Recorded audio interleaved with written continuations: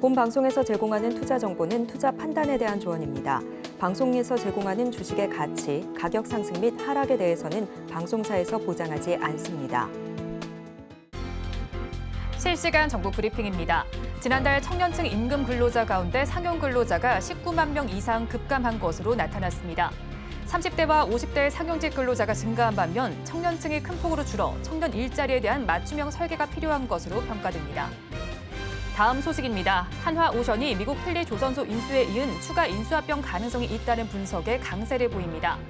지난 거래일 주가는 하락 마감했지만 미국 선박 건조시장 진출이라는 의미가 부각되고 증권가에서 추가 M&A 가능성이 언급되면서 오늘 주가가 다시 강세를 보이는 것으로 풀이됩니다. 세 번째 소식입니다. JLK가 미국 식품의약국에서 전립선암 진단 인공지능 솔루션의 의료기기 분야 인증을 획득했다는 소식에 상한가로 직행했습니다. 이번에 FDA 승인을 받은 JLK의 제품은 전립선암 진단 AI 솔루션인 메디허브 프로스테이트입니다. 마지막 소식입니다. 올해 6월 폭염 일수가 역대급이었던 것으로 드러났습니다. 기상청에서는 앞서 3개월 전망을 통해 올해 6월과 8월 기온이 평년 기온과 비교해 높을 확률이 50%라고 밝히기도 했습니다. 제습기 등 폭염 관련주의 수혜 기간도 평년과 다를지 저희 방송 통해서 확인해 보시기 바랍니다.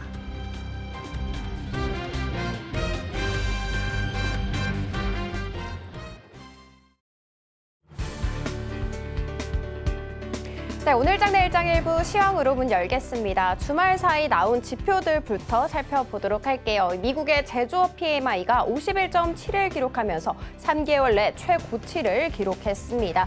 보이시는 것처럼 50을 기준으로 미만했을 때는 위축을, 그리고 이상했을 때는 확장을 의미하는데요. 시장 예상치였던 51보다도 소폭 상회하는 모습 가져갔습니다. 그리고 함께 발표가 됐던 서비스업 PMI도 살펴보도록 하겠습니다. 미국 서비스업 PMI가 55.1을 기록하면서 26개월 내 최고치를 기록하게 됐습니다. 시장 예상치보다도 상회하는 움직임 가져갔습니다. 이렇게 두 가지 지표를 갖고 한 수석 이코노미스트는 이렇게 말했습니다. 미국 경제가 불황이나 경기 침체와는 조금 거리가 멀다. 조기 금리 인하 기대감을 약화시키는 지표였다라고 정리를 했습니다. 이렇게 탄탄한 경제 지표를 바탕으로 했을 때 당연히 강달러화 될 수가 있는데요. 달러 인덱스도 한번 살펴보도록 하겠습니다. 이 달러 인덱스가 105를 훌쩍 넘어서는 모습 가져갔습니다. 2개월 내 최고치를 보여줬고요. 그리고 큰 폭으로 치솟는 모습까지 가져갔습니다. 일단 보이시는 것처럼 이 달러 인덱스라는 것은 엔 그리고 또 유로를 포함해서 6개 통화에 대한 상대적 달러 가치를 의미하는데요. 일단 유로존 대부분 국가들이 지금 현재 경제 지표가 굉장히 부진하게 나오고 있습니다. 그래서 경기 우려에 대한 목소리도 커지고 있는 상황이죠. 그리고 미국 대선 11월에 있습니다. 그런데 이번 주 27일에 처음으로 TV 토론이 있을 예정인데요. 당연히 바이든과 그리고 트럼프가 여기 이 TV 토론에서 싸움을 하게 되겠죠. 이 트럼프 집권 당시 과거를 생각을 했을 때는 강달러가 굉장히 강했다라는 것까지 체크해 드리도록 하겠습니다. 지금 현재 바이든, 트럼프 누가 될지 모른다라는 이 불확실성은 안전자산을 선호하는 그런 심리를 또 더 고조시키게 만들죠. 그리고 대표적인 안전자산이라고 할 수 있는 달러도 강달러화 될 수밖에 없는 상황이고요. 그리고 중국의 통화 완화책이 계속해서 지속되고 있습니다. 이런 상황은 또 위안화 가치를 떨어뜨리는데 한몫을 하는 것도 있고, 그리고 마지막으로 일본은 굉장히 금리 인상에 대해서 신중한 태도를 띄고 있죠. 그래서 계속되는 이 슈퍼 엔저도 막을 수가 없는 상황입니다. 이런 상황 속에서 당연히 원달러 환율도 강세를 보여주고 있는데요. 어느덧 1,400원 돌파하는 거 아니냐라는 이야기 나오고 있습니다. 이런 지수 하방 압력이 있는 가운데 우리 시장 어떻게 움직이는지 살펴보도록 하겠습니다. 우리 양시장 오늘 약세 보이면서 출발했고요. 지금 현재도 파란불을 켜내고 있습니다. 특히 코스닥 같은 경우에는 계속해서 저점을 낮추는 모습인데요. 일단 코스피부터 살펴보도록 하겠습니다.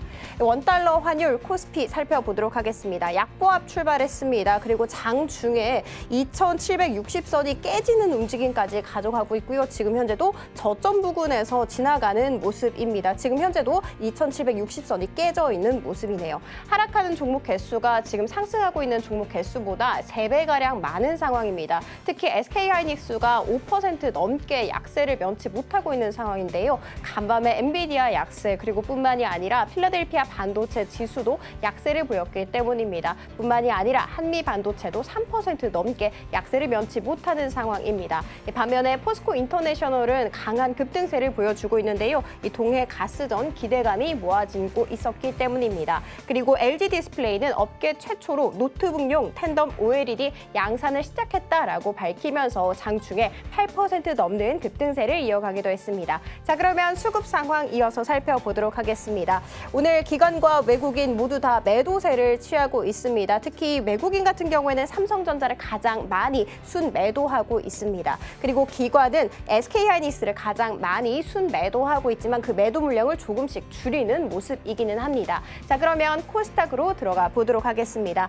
코스닥 약보합 출발했습니다. 그리고 지금 계속해서 몸을 낮추는 안타까운 모습 가져가고 있는데요. 지금 840선이 조금은 위태로운 움직임 가져가고 있습니다. 엔캠이 장중에 10% 넘게 밀려나는 모습과 더불어서 에코프로 그룹주도 약세를 면치 못하고 있는데요. 오늘 아침에 증권사의 보고서에서 유럽 전기차 판매에 대한 추정치를 하향 조정하는 움직임을 가져갔습니다. 이뿐만이 아니라 회복세에 들어가지 않을까 했었던 리튬 가격마저도 반락세를 면치 못하는 모습이었죠. 뿐만이 아니라 삼천당 제약 역시도 장중에 두 자릿수 약세를 면치 못하면서 지수 하방 압력을 더해줬고요. 삼천당 제약 같은 경우에는 지난 거래일에 52주 신고가를 경신하기도 했었다라는 점 알려드리면서 수급 상황 이동해 보도록 하겠습니다. 오늘 기관 같은 경우에는 8거래를 연속해서 매도세를 보여주고 있습니다. 그리고 외국인은 현재 삼천당 제약을 가장 많이 순매도하고 있다라는 거 알려드리면서 섹터로 한번 이동해 보도록 하겠습니다. 오늘 그래도 조선과 조선기자재 쪽에서 힘을 내주고 있는데요. 이 주말 사이에 이런 이야기가 있었습니다. 후티 반군이 드론으로 공격을 해서 중국 칭다오에 가던 컨테이너선을 파손시켰다라는 이야기였는데요. 이렇게 계속해서 홍해 리스크가 불거지고 지속됨에 따라서 상하이 컨테이너 운임지수가 11주 연속해서 상승세를 보여주고 있고 전주 대비해서도 3% 가깝게 큰 폭으로 치솟은 것을 확인할 수가 있었습니다. 운임지수가 이렇게 계속해서 올라가게 되면은 해운사들은 또 지갑을 든든하게 배불리할 수가 있다고 합니다. 이 해운사 컨테이너선 발주 증가에 대한 기대감이 또 모아질 수가 있는 것이겠죠. 그리고 더불어서 선박 건조 가격도 높게 책정 중이라고 합니다. 이런 상황은 신조선가 지수에도 영향을 미치는데요. 신조선가 지수 살펴보도록 하겠습니다. 이 신조선가 지수 5월에 지금 186대를 기록하게 됐는데요. 2008년에 사상 최고치였는데 여기에 지금 현재 굉장히 근접해 있다라고 합니다. 이뿐만이 아니라 HD 한국조선해양에서 글로벌 3위에 해당하는 프랑스 해운사의 수주를 받았다라는 호재까지 전했는데 그 수주액은 지금 현재 4조 7천억 원에 이른다고 합니다. 이 한국조선해양의 입장으로서는 올해 첫 컨테이너선 수주다라는 거 전해드리면서 유럽 금리 인하에 이미 나섰죠. 이 때문에 글로벌 선주들이 앞으로 발주를 더 증가할 수 있지 않을까라는 전망이 모아지고 있습니다. 그리고 이 글로벌에는 당연히 독일과 이스라엘, 스위스 등이 여기에 포함이 되고 있고요. 그리고 우리 국내 기업들도 수혜를 받아갈 수 있지 않을까라는 기대감까지 모아지고 있습니다. 자, 그러면 오늘 어떻게 움직이고 있는지 스탁 통해서 살펴보도록 하겠습니다.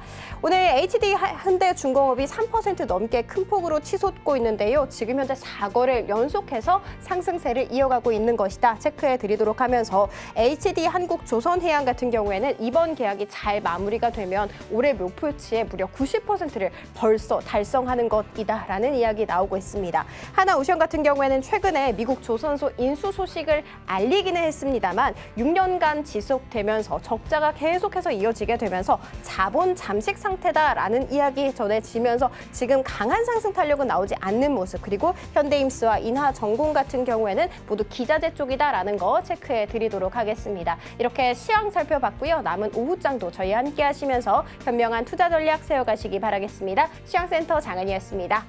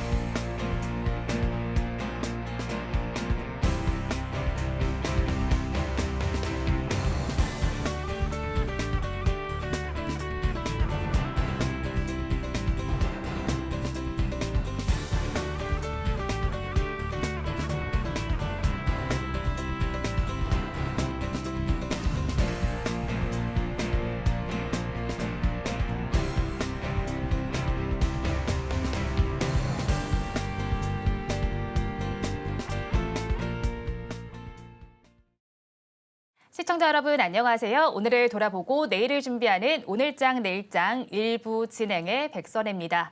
오늘 우리 시장의 분위기는 썩 좋지 못합니다. 장 초반도 좋지 못했는데 점차 시간이 갈수록 더욱더 힘이 빠지고 있는 모양새가 나타납니다. 미국 시장의 영향도 받았고요. AI발 관련된 종목들이 쉬어가면서 우리 시장 역시도 조정을 받는 것으로 보이고 있습니다. 이런 가운데 외국인 투자자들과 기관 투자자들도 양대 시장 모두에서 매물을 출회하는 양상이 펼쳐지고 있고요. 일본 기준으로 살펴보니까요. 코스피 지수의 경우 11선 정도 걸쳐서 거래가 진행이 되고 있고 코스닥 지수는 21선 아래에서 거래가 되고 있습니다. 조정을 받는 구간인 만큼 투자 전략이 더욱더 중요할 것 같고요. 그 부분은 저희 방송 통해서 꼭 확인을 해보시기 바라겠습니다. 그리고 이번 주에는 굵직한 이슈들도 있습니다. 마이크론 테크놀로지 실적 발표도 예정이 되어 있고 연준에서 중시하고 있는 PC 물가지수 발표도 있으니까 이 점까지 저희 방송 통해서 확인해 보시기 바랍니다. 저희 방송은 유튜브를 통해서도 보실 수 있습니다. 유튜브 검색창에 서울경제TV라고 검색하시면 저희 방송과 함께 하실 수 있으니까요. 많이 시청해 주시기 바랍니다. 6월 24일 월요일입니다. 오늘장 내일장 일부 본격적으로 출발합니다.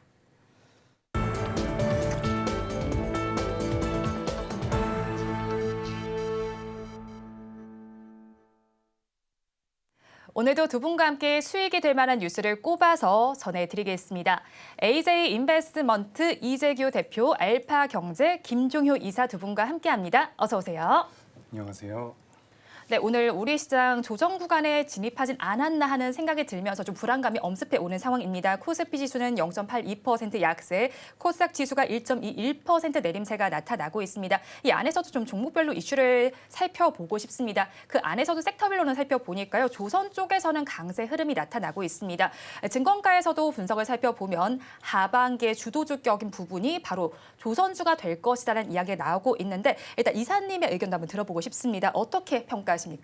일단 뭐 조선주에서 뭐 새로운 모멘텀이라고 하면 나머지 재료들은 뭐 기존부터 다 있었던 재료고요. 뭐 수출량이 갑자기 대거 증가할 리도 없고 두 가지 모멘텀이 있는 거죠. 첫 번째는 하나오션이 미국의 조선사를 인수하면서 뭔가 좀 판이 바뀌는 게 아닌가. 그러니까 우리는 중국과 경쟁하는 그런 구도였는데 미국이 실제로 배를 만들지 않으니까 그 구간 안으로 들어가서 미국의 그 노후된 선박도 좀 고치고 새로운 어떤 선박도 수주할 수 있는 그런 모멘텀 자체가 하나의 포인트고요. 그다음에 그 이전에 나왔던 것은 국내 군함을 잠수함을 누가 수주하느냐를 가지고 두 회사가 이제 싸우는 그런 구간. 그래서 과거 여러 가지 이제 이슈들로 인해서 누가 된다 안 된다 이런 논란이 있었는데 이런 논란을 지금 뛰어넘어서 미국의 군함의 MRO 수주를 우리가 할 수 있다 없다 이런 모멘텀이 지금 작용을 하고 있는 겁니다. 그다음에 독자적으로 움직이고 있는 것은 현대미포조선이라고 봐야 되겠죠. 뭐 PC선이나 일부 벙커선들의 빠른 반전으로 인해서 실적이 올라갈 것으로 기대되면서 지금 빠르게 좀 주가가 올라오고 있는 그런 상황인 거고요. 그래서 종합해 보면 조선업종이 좋은 것은 맞으나 이것도 실적이 진짜 올라온다라는 개념보다는 두 가지 모멘텀이 더해지면서 원래 올라왔던 실적의 속도에 플러스 모멘텀이 붙은 거라고 봐야 되고요. 그러면 저는 원래 대장주를 삼성중공업이라고 예전부터 말씀드려왔는데 개별 악재를 만나면서 삼성중공업이 밀리고 있는 구간에서 HD 한국조선해양 그리고 하나오션이 주도주 자리를 뺏고 있다 이렇게 봐야 되는 상황이죠. 그래서 말씀드렸던 두 가지 모멘텀이 완전히 없어지지 않는 한 주도주 영역으로서는 이 두 종목을 좀 봐야 될 것 같고요. 제가 이 시간에 뭐 추천주로도 말씀드렸던 현대미포조선은 제 생각에는 적정 가격을 찾았다라고 보여지거든요. 그래서 뭐 추가적으로 더 오를 수 있지만 더 올랐을 때는 지금 뭐 PC선의 추가 확대는 제한적일 수밖에 없기 때문에 그런 관점에서 보면 HD 현대미포조선은 반등 시에 조금 비중을 좀 축소하거나 이익 실현하는 게 좋지 않을까 이렇게 보고 있습니다. 네, HD 현대미포 지금 오늘도 수급 상황 살펴보니까 외국인과 기관이 쌍끌이 매수를 해주고 있는 양상이 펼쳐지고 있고요. 그렇다면 하반기에 조선주가 좋다면 조선 기자재 쪽까지도 저희가 관심을 가져봐야 할 것 같은데 시장의 성장률은 어떻게 알아볼까요? 근데 조선 기자재라고 이제 할 수 있는 게 한화 엔진 정도를 제외하고 나머지 종목군들은 전부 뭐 본행제 이런 것들이잖아요. 근데 LNG선의 추가적인 수주가 제한적인 상황에서는 본행지 쪽이 실적이 올라오는 것 정도로 주가가 추가 반등한다라고 봐야 될 것 같고 만약에 이게 상선이 정말 늘어나는 것이라면 한화 엔진 같은 종목의 주가 강세가 좀 더 이어질 개연성이 높겠죠. 그래서 지금 뭐 시장에서는 원래는 LNG선이 우리가 압도적 우위를 차지하고 있다, 하나로 밀고 있다가 최근에 이제 신조선가의 상승에 이어서 운임까지 급등하다 보니까 추가 상선이 더 잘 될 것 같다. 그러면서 현대미포조선이 올라오기 시작한 거거든요. 그러면 이 추가적인 흐름이 만약에 상선 쪽으로 간다면 상선의 강점이 있는 종목군들 또 상선이 좋아질 때 강점을 보일 수 있는 종목군들은 본행제 종목이 아니라 오히려 기존의 엔진이라든지 그 조선용 큰 부품을 만드는 그런 업체들에게 뭔가 흐름이 돌아갈 수 있기 때문에 그런 관점에서는 하나엔진 쪽을 좀 주목해서 봐야 되지 않느냐 이렇게 판단하고 있습니다. 네, 조금 한쪽에 주목을 해서 살펴보시면 좋겠다라는 의견까지 제시를 해주셨습니다. 외국인과 기관의 쌍끌이 매수가 나타나고 있는 종목, 바로 이 종목도 있습니다. 바로 LG 디스플레이입니다. LG 디스플레이 최근 들어서는 좀 추세도 괜찮게 나타나고 있고요. 업계 최초로 노트북용 텐덤 OLED 패널을 개발했다는 소식이 전해지고 있습니다. 오늘 장에서도 7%대 강세 흐름을 보이고 있는데 사실 일본 기준으로 살펴보면 급등하는 양상이지만 전체적인 흐름을 살펴보면 아직도 좀 저점 구간 아닙니까? 네, 일단 LG 디스플레이 같은 경우는 수익이 잘 나오는 기업은 아니었습니다. 네. 그러니까 우리가 이 디스플레이 쪽에 대한 관심도가 굉장히 높았는데 주가의 흐름은 항상 따라오질 못했죠. 그래서 실질적으로 실적도 그렇게 좋은 기업이 아닙니다. 하지만 오늘 이제 거래가 많이 들어오고 있습니다. 지난주부터 많이 들어오고 있는데 이 디스플레이 쪽에 대한 모멘텀들이 시장에서 부각된 만큼 올라오지 못했지만 이제는 어느 정도 반영이 되기 시작한 게 아닌가라고 저는 판단을 하고 있습니다. 그래서 이제 LG 디스플레이 같은 경우는 추가적인 상승 가능성이 굉장히 높다라고 생각을 하고 있고 현재 이 기업이 가장 주력하고 있는 부분이 어쨌든 OLED 쪽인데 올해 이 OLED TV 출하량이 늘어날 가능성이 네. 굉장히 높다라는 이야기가 나오고 있습니다. 올해 뭐 굵직한 이슈들도 있다라고 하는데 그런 부분들로 인해서 OLED 출하량이 늘어난다라고 한다면 주가는 조금 더 올라갈 가능성이 있겠죠. 그리고 지금 LG 디스플레이를 우리가 이야기할 때 이 애플 쪽 이야기를 많이 하죠. 그래서 애플 쪽의 OLED 모멘텀을 받아갈 수 있다라는 말씀을 드리고 또 한 가지 우리가 봐야 되는 부분이 전장 쪽과 관련되어 있는 부분입니다. 제가 앞서서 말씀드렸던 것처럼 LG 디스플레이는 2분기까지도 전체 실적 기준으로 적자일 가능성이 굉장히 높아요. 근데 지금 1분기 기준으로 이 차량용으로 나가고 있는 디스플레이 부분 같은 경우는 흑자 전환이 됐다라는 이야기가 나오고 있습니다. 그렇다라는 것은 2분기 때에도 전체 매출이 안 좋다라고 하더라도 자동차 쪽에 대한 전장 쪽에 대한 매출은 올라올 가능성이 높다라는 부분이고 여기서 3분기와 4분기로 넘어간다라고 한다면 전체적으로 매출이 흑자 전환, 매출과 영업이익이 흑자 전환이 될 수 있다라는 말씀을 드리고 싶습니다. 그래서 지금 LG 디스플레이 같은 경우는 굉장히 저점대에서 반등을 막 시작한 상황인데 네. 최근 이 LG 디스플레이 들어오고 있는 수급을 좀 살펴보면 굉장히 좀 특징적인 부분이 있습니다. 지금 화면에 제가 잠깐 띄워놨는데 최근 들어서 LG 디스플레이 같은 경우는 연기금의 매수가 많이 들어오고 있거든요. 네. 최근 국내 증시에서 굉장히 특징적인 부분이 업종의 대표주라고 할 수 있는 종목군들에 대한 연기금들의 그런 기계적인 매수가 계속해서 좀 포착이 되고 있는 게 아닌가라고 저는 생각을 하고 있습니다. 그러니까 우리가 5월 달까지 4월 달까지 조금 규모가 작은 그룹주 쪽으로 자금이 몰렸다라고 한다면 최근에는 LG그룹 같이 좀 규모가 큰 기업 쪽으로 연기금의 수급이 계속해서 붙는 모습이 어느 정도 포착이 되고 있다는 거죠. 그래서 지금 LG 디스플레이 같은 경우는 OLED 쪽에 대한 모멘텀, OLED 쪽도 굉장히 잘하고 있습니다. 대면적 OLED 쪽에서는 국내에서 점유율이 1위죠. 국내뿐만 아니라 전 세계적으로도 잘하고 있고 이제 중소형 같은 경우는 삼성 디스플레이가 더 잘하고 있습니다. 그렇기 때문에 그 부분을 좀 인지를 하셨으면 좋겠고 어쨌든 본업단에서 잘하고 있는 상황에서 흑자 전환을 목전에 두고 있고요. 거기 이제 연기금까지 수급이 들어온다라고 한다면 주가는 추가적인 상승이 나올 수 있지 않을까 이렇게 말씀드리겠습니다. 다만 지금 이제 며칠 동안 많이 올라왔기 때문에 11,500원 이하로 조금이라도 눌림이 나왔을 때 접근을 해보시는 게 어떨까라고 말씀드리고요.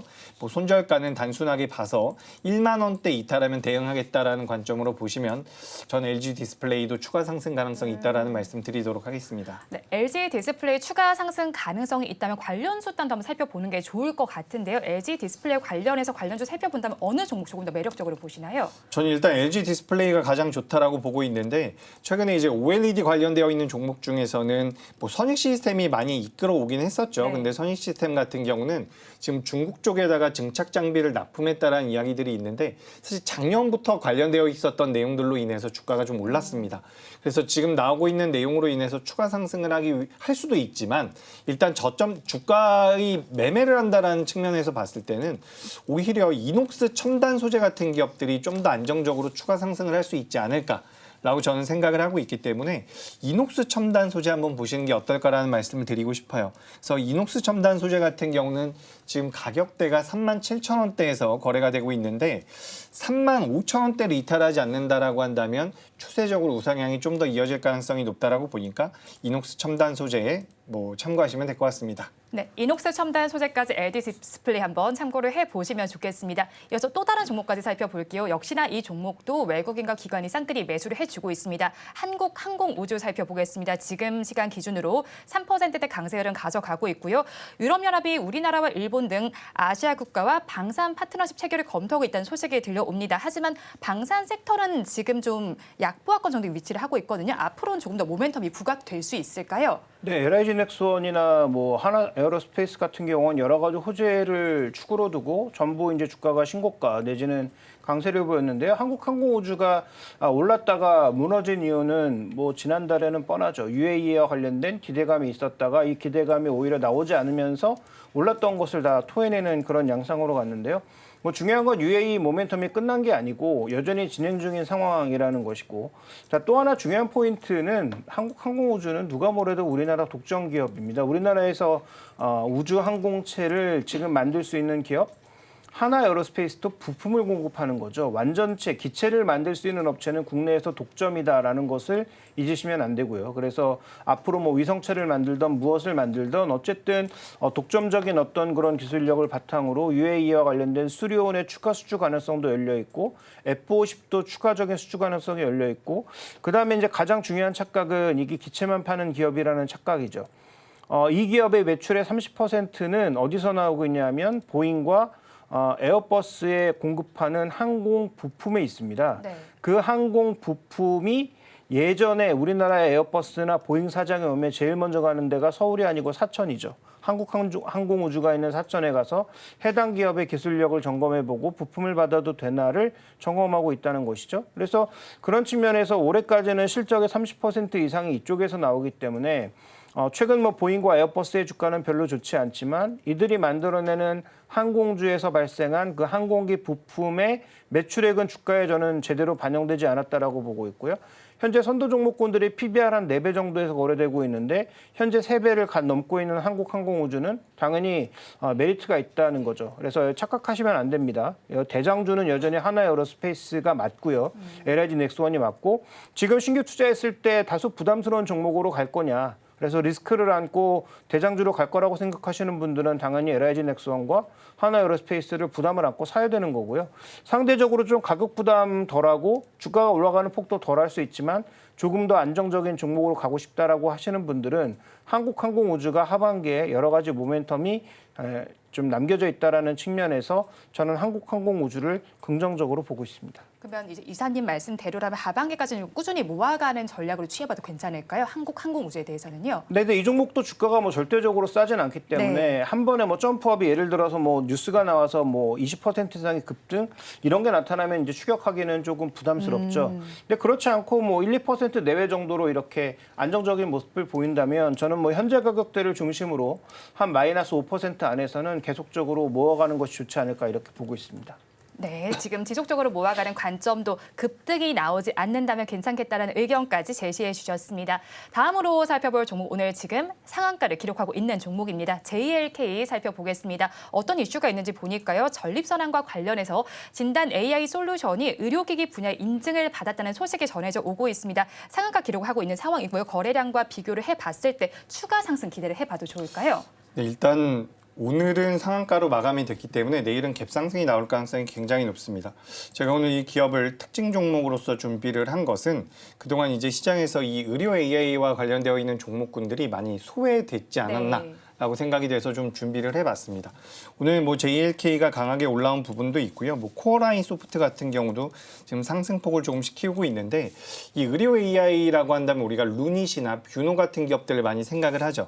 그리고 최근에 이제 딥노이드라는 기업에 대한 레포트도 많이 나오곤 하는데, 지금 이 의료 AI 관련되어 있는 종목군들 같은 경우는 아직까지는 매출과 영업이익이 안정적으로 나오지 못하고 있는 부분들이 있습니다. 그래서 오늘 JLK가 이제 거래가 많이 들어오면서 상한가에 들어간 부분은 어떻게 보면 개별적인 호재에 가까울 가능성이 높다라는 거죠. 그래서 오늘도 전반적인 시장의 분위기가 안 좋은데 강세를 보이고 있는 종목군들이 뭐 있습니다. 조선도 괜찮고 몇몇 업종들은 괜찮은데 지금 시장 자체는 철저히 종목별 장세일 가능성이 높다라는 거죠. 그래서 JLK라는 기업이 강하게 올라왔기 때문에 다른 의료 AI 관련 종목군들을 공격적으로 매매한다라는 것은 전 조금 리스크가 있지 않을까라는 말씀을 드리고 싶습니다. 네. 그래서 제가 가끔씩 이제 관련되어 있는 뭐 투자자분들을 좀 만나다 보면 의료 AI 관련주와 미용기기 관련주들을 좀 헷갈려 하시는 분들이 간혹 네. 계시더라고요. 근데 이 AI를 이용한 의료기기 관련주들 같은 경우는 아직까지 매출과 영업이익이 크게 나오진 않고 있습니다. 그렇기 때문에 혹시나 매매를 하신다라고 한다면 비중을 많이 줄이셨으면 좋겠다라는 말씀을 드리고, 다만 JLK가 지금 이 FDA 승인을 받으면서 앞으로 본격적으로 매출이 발생한다라고 한다면 매출과 영업이익에서 숫자가 찍히고 그 이후에는 주가가 굉장히 강하게 움직일 가능성은 높습니다. 그렇기 때문에 지금은 이제 업종 자체가 전부 다 올라간다라기보다는 JLK라는 기업에 좀 집중을 하시는 게 어떨까라는 말씀을 드리고 싶고요. 그리고 추후에 이제 의료 AI 쪽과 관련돼서 투자를 좀 해보고 싶다라고 한다면 그때 역시 매출과 영업이익이 좀 나오는 기업들로 보시는 게 어떨까. 그래서 저는 일단 JLK가 오늘 상승으로서 대장주의 자리에 놓였다라고 보고 있는데, 만약에 후속으로 움직인다라고 한다면 딥노이드라는 기업도 관심 있게 보고 있으니까 요 JLK라는 기업과 딥노이드 그래도 좀 관심 있게 보시는 게 어떨까. 다만 매매를 하신다라고 한다면 비중을 줄여서 하실 필요가 있다라는 말씀 드리도록 하겠습니다. 네, 매매를 하신다면 비중을 줄여서 해보자라는 의견을 제시를 해주셨고요. 근데 사실 이제 의료 AI 관련주들 소외됐다 보니까 여기서 기회를 찾을 수 있지 않을까 고민하시는 분들도 계실 것 같아요. 이 업종 전반에서 상승세가 나타나기 위해서는 어떤 모멘텀이 부각돼야 할까요? 일단 이 의료 AI 쪽에서는 AI를 통한 매출이 나와야 됩니다. 우리가 AI 소프트웨어랑 거의 비슷하다라고 네. 보시면 돼요. 지금 AI 쪽 같은 경우는 우리나라의 소프트웨어 기업 중에서 잘 나가고 있는 기업들이 많지가 않죠. 네. 우리가 뭐 한글과 컴퓨터라든지 이스트소프트 같은 기업들 이야기를 하고 있는데 사실 그 기업들은 본업단에서 매출이 더 많이 나옵니다. 하지만 이제 거기서 AI 쪽이 붙으면서 AI를 이용한 매출이 나온다라는 내용들이 나오기 때문에 지금 시장에서 많이 부각이 된 거거든요. 근데 의료용 AI 같은 경우는 더 심할 수도 있죠. 관련돼서 의료 AI를 이용해서 매출이 나와야 된다는 거죠. 결국에는 실적적인 부분입니다. 우리가 과거에는 실적대로 주가가 움직이느냐 이렇게 반문하는 경우도 많았거든요. 네. 왜냐하면 오히려 실적이 안 좋은 종목군들이 더 잘 가고 실적이 좋은 종목군들은 무겁게 못 가는 경우도 굉장히 많았었습니다. 근데 최근 우리 시장이 굉장히 좀 어떻게 보면 정직해진 게 네. 실적이 잘 나오는 기업들이 잘 가고 있어요. 지금 화장품도 그렇고요, 식음료도 그렇고요, 실적적인 부분에 대한 메리트를 가지고 있는 종목군들이 잘 가고 있죠. 그리고 오늘도 조선주들 상대적으로 좋은 모습 보이고 있는데, 조선주도 실적에 대한 기대감이 있고 방산 같은 경우도 실적에 대한 기대감이 네. 있는 겁니다. 그렇기 때문에 결국에 주가라는 것은 과거에는 뭐 실적과 반대로 움직이는 경우도 있었겠지만 최근 들어서는 실적에 많이 수렴하는 경우가 많기 때문에, 그리고 이제 7월 달이 되면 실적 시즌이 다시 한번 도래하게 됩니다. 네. 그래서 7월 달을 노려본다라고 한다면 저는 의료 AI 관련주들 같은 경우 너무 공격적이보다는 약간 이 트레이딩 관점으로 접근을 하시면 좋을 것 같고요. 추후에 매출과 영업이익이 잡힌다라고 한다면 그때는 전체적으로 이 관련되어 있는 종목들이 한 번 정도는 레벨업을 시도하지 않을까 이렇게 보고 있으니까 가장 중요한 것은 실적이 아닐까 의견 드리겠습니다. 네, 가장 중요한 부분 역시나 실적이다라고 짚어주셨습니다. 질병과 관련된 이야기가 나온 만큼 이 이야기도 좀 해볼게요. 100일에 요즘 계속해서 증가한다는 소식 들으셨을 겁니다. 감염자 수가 한 달 사이에 3배까지나 증가했다는 소식이 들려옵니다. 그런데 이 질환이 특히나 위험한 쪽이 뭐 어린이와 아동 쪽이기 때문에 아이를 가지신 부모님들께서는 굉장히 걱정이 많으시고 예민하게 반응을 하실 것 같거든요. 그럼 주가도 예민하게 반응했을까요? 네, 일단 오늘 좀 특징적으로 움직여서 무슨 내용이 있나 좀 찾아봤더니 100일에 네. 관련되어 있는 모멘텀이 있더라고요. 그래서 국제약품이라는 기업을 가져왔는데 지난주부터 변동성이 좀 나오고 있습니다. 그래서 제가 이 100일의 증상을 좀 찾아보니까 네. 저도 걸린 게 아닌가 싶을 정도로 계속해서 이제 기침이 나고 뭐 있는데 100일 동안 기침한다 뭐 이런 거잖아요. 그런 내용이 네. 나오고 있습니다. 뭐 열도 나고요. 눈도 빨개진다라고 하는데 혹시나 뭐 그런 증상이 있으면 병원 한번 가보셨으면 좋겠고, 지금 이 국제약품이 이제 100일의 쪽에 관련되어 있는 모멘텀, 뭐 항생제를 만드는 기업이라고 보시면 좋을 것 같아요. 근데 지금 이 100일에가 시장에서 많이 부각이 되진 않고 있지만 작년 동기와 비교해서 지금 120배 정도 환자 수가 증가했다라는 이야기가 나오고 있어요. 그래서 관련돼서 실제로 매출이 나올 수 있는 기업들 같은 경우는 뭐 예전에 코로나만큼은 아니겠지만 그래도 부각될 가능성이 있다라고 보고 있습니다. 그래서 앞서서 말씀드렸었던 종목, 뭐 JLK 같은 경우도 독자적인 모멘텀으로 인해서 움직였다라고 말씀을 드렸는데 지금 국제약품 같은 경우도 어떻게 보면 개별적인 모멘텀으로 움직임이 네. 나오고 있죠. 그래서 이런 종목군들이 지금 시장에선 그래도 좀 살아남지 않나. 그리고 오늘 우리가 시장에 대한 이야기를 많이 안 했는데 지금 시장이 굉장히 어렵게 진행이 되고 있습니다. 코스닥 같은 경우는 너무 안 좋다라는 생각이 들 정도로 낙폭이 큰, 하락폭이 큰 종목들이 많이 나오는데 이럴 때일수록 뭐 자금의 여력이 있다라고 한다면 시장에서 부각될 만한 이슈가 있는 종목군들을 좀 노려보는 게 어떨까라고 말씀드리고 싶고요. 뭐 100일에 관련되어 있는 종목을 매매하고 싶다라고 한다면 국제약품을 하시는 게 맞습니다. 네. 하지만 뭐 나는 국제약품이 절대 매매하기 싫어라고 한다면 관련되어 있는 종목으로는 지금 진 매트릭스라는 기업과 뭐 네. 파미셀이라는 기업 그리고 동구 바이오제약 같은 기업들도 100일에와 관련된 치료제나 항생제를 네. 생산하는 기업이라고 하니까 이 종목군들도 좀 눈여겨보시면 좋을 것 같습니다. 다만 제가 방금 전에 말씀드린 종목은 국제약품을 제외하고는 전반적으로 거래 대금이 굉장히 적어요. 그렇기 때문에 만약에 뉴스에서 네. 체크를 좀 해놓으셨다가 뉴스에서 뭐 100일에 관련되어 있는 내용들이 좀 더 부각이 된다라고 한다면 그때 한 번씩 보시는 게 어떨까. 그래서 당장 매매를 한다라고 한다면 저는 여전히 국제약품이고요. 나는 국제약품 매매하기 싫다라고 한다면 말씀드렸던 종목들 좀 체크해 놓으셨다가 시장에서 일시적으로 이제 자금이 몰리면 테마성을 띠고서 움직일 가능성이 있다라고 보니까 이 종목군들 제가 말씀드린 종목군들 체크해 보시면 될 것 같습니다.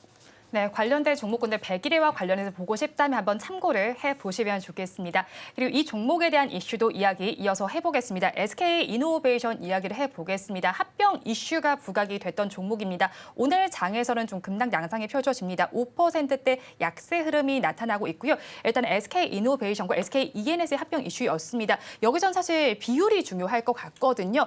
비율에 따라 이제 시나리오에 따라서 어떻게 주가가 반응할 수 있을까요? 근데 이제 뭐 시나리오는 뭐 이게 관련된 사실이 정말로 확정되는지부터 확인해 봐야 네. 되겠죠. 그렇지만 뭐 시장에서는 이미 뭐 확정된 사항으로 취급하고 있는 것 같고요. 비율도 이미 뭐 나와 있는 거나 마찬가지 정확한 비율은 알 수 없으나 결국은 SK온을 지원하겠다는 거 아닙니까? 그러면 감춰져 있는 걸 최대한 가치를 높여야 SK온과 합병했을 때 뭔가 긍정적인 효과를 볼 수 있죠. 특히 SK온은 지금 뭐 드러내놓고 얘기하진 않았지만 뭐 부채가 급증하면서 뭐 자본 잠식은 아니더라도 상당 부분 이제 위험한 상황이기 때문에 그러면 합병할 ENS의 가치를 최대한 높여야 SK온과 합병했을 때 몇 년간 투자라도 하고 살아남을 수 있는 하나의 가치를 만들어낼 수가 있는 거죠. 당연히 SK이노베이션 입장에서는 처음에 이슈가 나왔을 때는 뭐 긍정적으로 바라봤지만 이게 이제 그냥 합병하는 게 아니고 SK온과 합병이라면 얘기는 좀 달라질 수 있다. 그래서 합병 비율도 전반적으로 SK이노베이션 주주들에게 좀 불안하게 돌아간다면은 결국은 이슈는 호재가 아니라 악재로 작용할 가능성. 그러니까 SK도 빠지고 SK이노베이션도 빠지는 그런 뭐 최악의 국면으로 갈 가능성도 배제할 수가 없다는 것이죠. 결론은 SK그룹이 결국 문제가 생겨서 약간은 뭐 정상적이지 않은 형태의 파이낸셜 스토리를 꿈꾸다가 결국 이게 모두 실패로 돌아갔고 현재 구간에서는 가진 자산을 팔 수밖에 없는 그런 형태로 가고 있다는 점이죠. 그래서 관건은 결국 SK온이 빨리 정상화되느냐에 달려 있는데 지금 다른 회사들도 정상화가 되지 않고 있는 국면이기 때문에 가장 지금 마진율이 떨어지는 SK온이 정상화될 수 있을까는 조금은 물음표입니다. 그래서 만약에 엔솔이 하반기에도 회복이 더뎌진다면 SK온의 적자 탈출은 더 어려워질 가능성도 있다. 그래서 그걸 면하기 위해서 지금 합병을 시도하는 거라는 거죠. 그래서 결국은 SK온이 좋아지지 않으면 합병에 대한 전반적인 포인트도 제가 보기에 좀 둔화될 가능성도 있기 때문에 SK이노베이션에 대해서는 뭐 단기 트레이딩 관점은 모르겠지만 중장기 투자는 좀 더 비싸게 사더라도 지금은 자제하는 편이 좋겠다. 이렇게 말씀을 드리겠습니다. 네, SK이노베이션 만약에 중장기로 가져가실 거라면 조금 더 시점을 두고 살펴보시는 것이 좋겠습니다. 이어서 원픽 섹터 알아보겠습니다. 대표님의 섹터 먼저 알아볼게요. 게임 쪽입니다. 하반기에는 게임 업종에서도 상승 모멘텀이 나올 것이라는 리포트 내용도 나오더라고요. 그렇다면 하반기는 이제 게임 업종도 살펴봐도 괜찮을까요? 일단 게임 업종이 시장에서 많이 소외가 됐었는데 사실 뭐 크래프톤이라든지 몇몇 기업들은 또 주가 흐름이 최근에 굉장히 좋았어요. 근데 그래서 제가 게임주를 좀 눈여겨보고 있었거든요. 근데 오늘은 크래프톤이 또 낙폭을 많이 키우네요. 그래서 이제 크래프톤이 지금까지는 대장주의 역할을 해왔는데 앞으로는 조금씩 바뀔 가능성도 있다라는 말씀을 드리고 싶습니다. 그래서 오늘은 뭐 펄어비스라든지 좀 견고하게 움직이는 종목들이 좀 있기는 한데 이 W게임즈라는 기업을 제가 오늘 탑픽 종목으로 좀 준비를 해왔습니다. 지금도 이제 1.65% 정도 올라오면서 상승력을 좀 보여주고 있는데 이 W게임즈 같은 경우는 시가총액이 1조가 좀 안 되는 기업이에요. 근데 이 기업 같은 경우는 좀 특징적인 부분이 다른 기업들에 비해서 미국 쪽에서 매출이 많이 나오거든요. 그래서 달러 결제를 많이 받는다라고 합니다. 그렇기 때문에 과거에 비해서 뭐 달러의 결제량 같은 경우는 비슷할 수가 있지만 환율 상승에 대한 수혜를 받을 수 있는 종목으로서 시장에서 어느 정도 부각될 가능성이 있지 않나라고 생각을 하고 있습니다. 그래서 이게 작년 기준으로 영업이익이 2천억이 나오는 기업이거든요. 시가총액이 1조 수준이라고 한다면 영업이익이 2천억이라고 했을 때 굉장히 부담되는 가격은 아니라고 볼 수가 있는 거죠. 사실 우리가 PER 기준으로 따져본다면 우리가 소위 말하는 저평가라고도 볼 수가 있는 기업입니다. 지금 이제 유보율이 10,000%가 넘어가는 기업이거든요. 그렇기 때문에 이 기업 같은 경우는 다른 게임주들에 비해서는 살짝 구조가 다르다. 게다가 이 기업 같은 경우 이제 소셜 카지노라 그래서 매출이 좀 안정적으로 나오는 제가 좀 찾아보니까 이제 미국에서 40, 50대 여성분들이 많이 매출이 주 수입원이라고 이야기를 많이 하더라고요. 그래서 그분들 같은 경우 이제 매출이 안정적으로 창출되는 그런 성격이 있기 때문에 경향이 있기 때문에 지금부터도 뭐 매출이 갑자기 꺾일 가능성은 굉장히 낮다라고 보시면 좋을 것 같습니다. 그래서 미국 내 매출이 또 올라온다라고 한다면 달러 강세에 대한 수혜도 받을 수가 있기 때문에 최근에 달러 강세가 이어지고 있는 그 부분으로 인해서도 수혜를 받을 수가 있지만 올해 들어서도 달러가 계속해서 강한 상태거든요. 그래서 작년에 비해서 이제 수익성이 좀 개선되지 않았을까라고 생각을 하는 부분입니다. 그래서 제가 오늘 게임주에 대해서 전반적으로 좀 말씀을 드려보려고 했는데 그냥 이 종목 하나에 좀 집중을 하시는 게 어떨까라는 생각이 들어요. 뭐 재무도 안정적이고요. 매출도 좀 안정적이고 환율 상승에 대한 수혜를 받을 수 있는 종목으로서 W게임즈 말씀드려보도록 하겠습니다. 현재 46,200원인데 제가 목표가는 좀 짧게 잡았어요. 목표가는 5만 원까지만 일단 잡을게요. 여기까지 올라오게 되면 이제 저항대가 좀 있어가지고 그 다음에 한번 추이를 봐야 될 것 같고요. 손절가는 43,000원입니다. 손절가는 굉장히 짧게 잡아드렸어요. 한 7%도 안 되는 것 같은데 관심이 있다라고 한다면 이 W게임즈 눈여겨보시면 될 것 같습니다. 네. W게임즈 첫 번째 원픽 종목으로 알아봤습니다. 이어서 이사님께서 가지고 오신 섹터도 알아보겠습니다. 반도체 쪽인데 반도체 쪽은 계속해서 수출 데이터도 긍정적으로 나오고 있고요. 오늘 발표된 하반기 산업 기상도 전망 조사도 살펴보니까 하반기 반도체 산업 역시 맑을 것이다라고 예상이 됩니다. 자, 그렇다면 반도체 주에 대해서는 앞으로 계속 긍정이다 이렇게 바라봐도 괜찮을까요? 네, 일단 뭐 반도체 긍정적인데 확실하게 좀 실적이 올라오는 종목을 중심으로 봐야 된다. 그래서 장비 쪽은 소위 독과점에 준하는 기업. 그다음에 소재는 이미 국내 기업들과 결부돼서 가는 기업들은 거의 대부분이 독과점에 준하는 그런 지위를 갖고 있죠. 그래서 지금 원익 QNC를 말씀드리려고 하는데 과거 이름은 원익 쿼츠였죠. 쿼츠웨어라고 하는 게 실제로 반도체를 이송하는 데 있어서 거의 필수적으로 쓰이는 소모품입니다. 그러니까 반도체 업황이 좋아지면 쿼츠웨어 자체는 그냥 증가하는 거예요. 그래서 이런 쿼츠웨어의 그 우리나라의 점유율을 꽤 높이 가져가고 있는 기업인데다가 그다음에 이 쿼츠 원익그룹과 더불어서 KCC가 과거에 그 미국의 쿼츠웨어 원재료를 생산하는 기업 하나를 인수한 적이 있죠. 이거를 올해 혹은 내년 정도에 다시 미국에 재상장한다는 이슈도 있는데 그건 이제 빼고서라도 내년도의 실적이 역대급 실적을 기록할 가능성이 높다. 왜냐하면 지금 개선되고 있는 게 한두 가지가 아니잖아요. 비메모리 개선되고 있고 레거시 반도체도 지금 뭐 낸드 그다음에 뭐 GDDR DDR5 가릴 것 없이 전부 좋아지고 있는 양상이기 때문에 이에 소모품으로 쓰이는 쿼츠웨어의 실적은 당연히 좋아질 수밖에 없다라는 거죠. 그래서 현재 올해 추정되는 실적보다 내년 실적이 2배가 올라온다는 예측이 증권사들의 컨센서스입니다. 그 수치가 맞을지 안 맞을지는 모르지만 그만큼 업황이 좋아진다라고 보고 있는 거예요. 그래서 저는 원익쿼츠를 지금 뭐 공격적으로 뭐 가격이 올라갈 때 사시기보다는 최근에 조정을 이용해서 사야 된다라고 보고 있고 매수가는 35,000원에서 한 36,000원 정도로 좀 밴드로 잡아드리고요. 목표 주가는 한 44,000원 정도를 보고 있는데 이게 내년도 실적을 고려했을 때 전혀 부담스러운 주가 레벨이 아니라고 판단하고 있고요. 손절 가격은 31,000원을 말씀드리겠습니다. 네, 원픽 종목 원익 Q&C에 대한 투자 의견까지 들어봤습니다.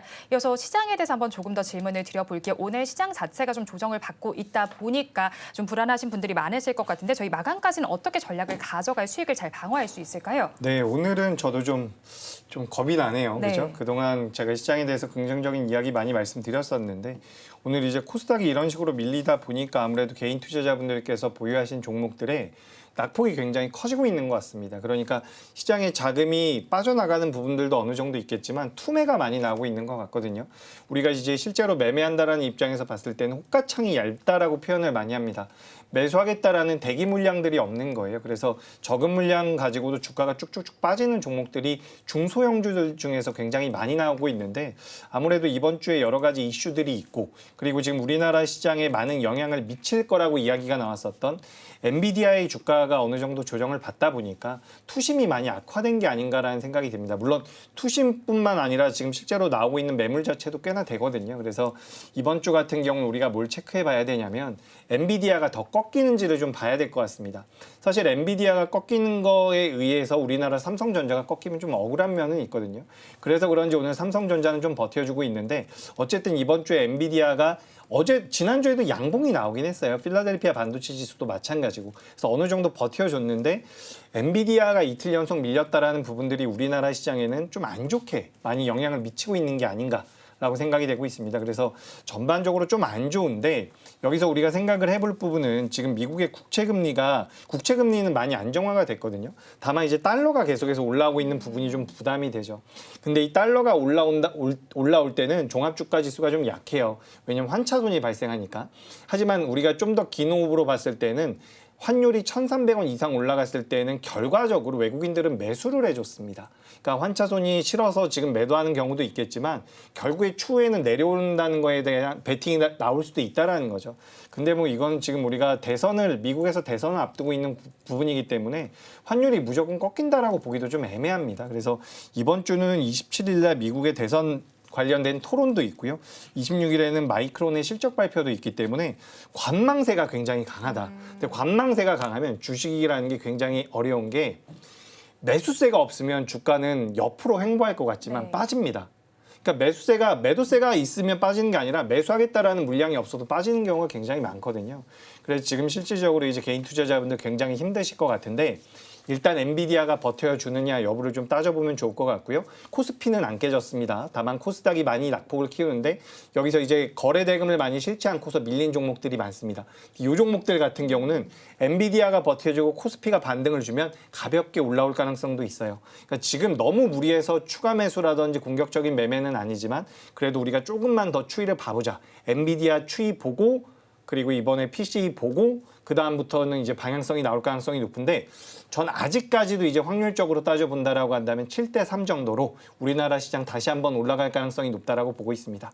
제가 6월 달에 코스피 신고가 경신할 겁니다라고 말씀드렸는데 이거 뭐 시장 분위기는 지수는 경신을 했지만 종목들은 너무 안 좋아가지고 체감상 어려우실 텐데 좀만 힘내셨으면 좋겠다라는 말씀 드리도록 하겠습니다. 네, 조금만 더 힘내면서 시작을 바라보시면 좋겠습니다. 두 분 말씀 여기까지 듣겠습니다. 지금까지 알파경제 김종효 이사, AJ인베스트먼트 이재규 대표와 함께했습니다. 고맙습니다.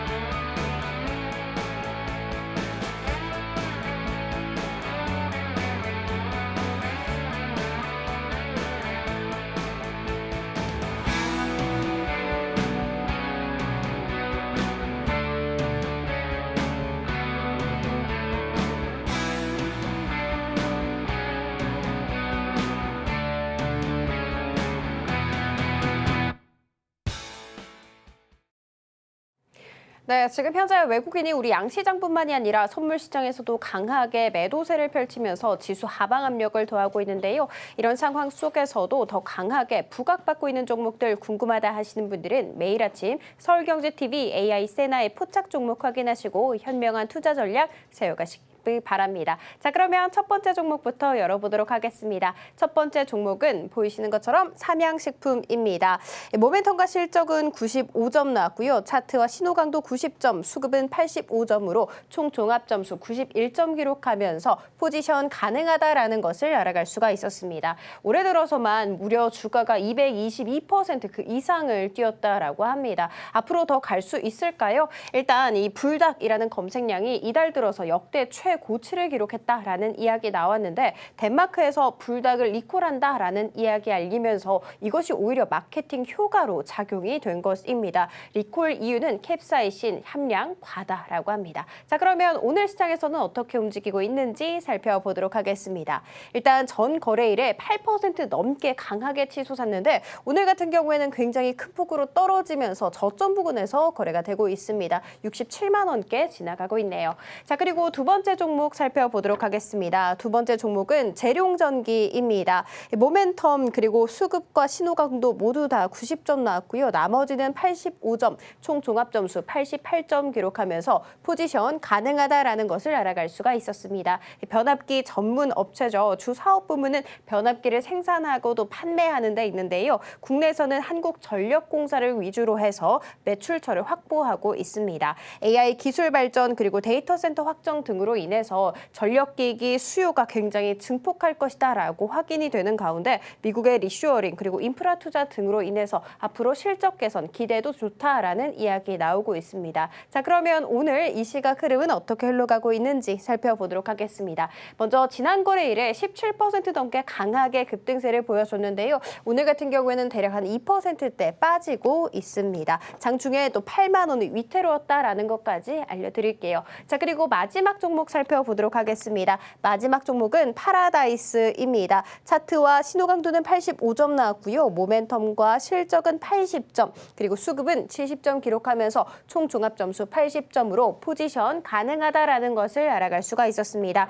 오늘 코스피로 이전 상장을 알린 종목이기도 하죠. 이 파라다이스 같은 경우에는 외국인 전용 카지노 및 호텔업을 연기를 하고 있고 강원랜드에서 두 번째로 큰 규모를 자랑하고 있다고 합니다. 하지만 이 동종업은 대부분 다 코스피에 상장돼 있는데 반해서 이 파라다이스만 그동안 코스닥 시장에서 거래가 되면서 수급 제한 등으로 적정 밸류 받지 못하고 있다라는 꼬리표를 달고 있었는데요. 오늘 드디어 이사 소식을 알리게 된 것이죠. 자, 그러면 이사한 뒤에 어떤 흐름 가져가고 있는지 살펴보도록 하겠습니다. 지난 거래일에는 6% 넘게 강하게 치솟는 모습 보여줬는데요. 오늘은 계속해서 지지부진한 모습 그리고 저점 부근에서 거래가 되고 있습니다. 4% 넘게 밀려나고 있습니다. 자, 이렇게 세나가 포착한 종목들 살펴봤습니다. 더 자세한 투자 전략 궁금하다 하시는 분들은 5시 30분에 방송되는 온트레이딩 AI를 통해서 확인하시기 바랍니다.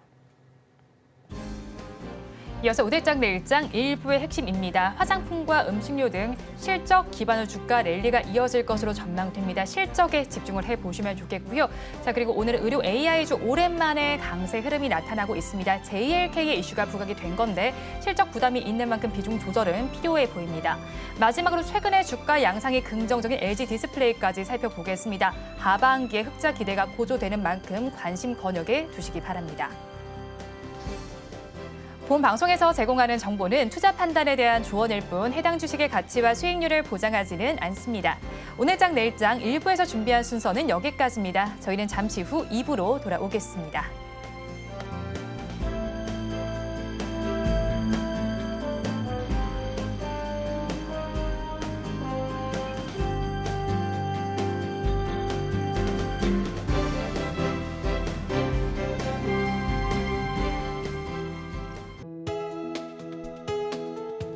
본 방송에서 제공하는 투자 정보는 투자 판단에 대한 조언입니다. 방송에서 제공하는 주식의 가치, 가격 상승 및 하락에 대해서는 방송사에서 보장하지 않습니다.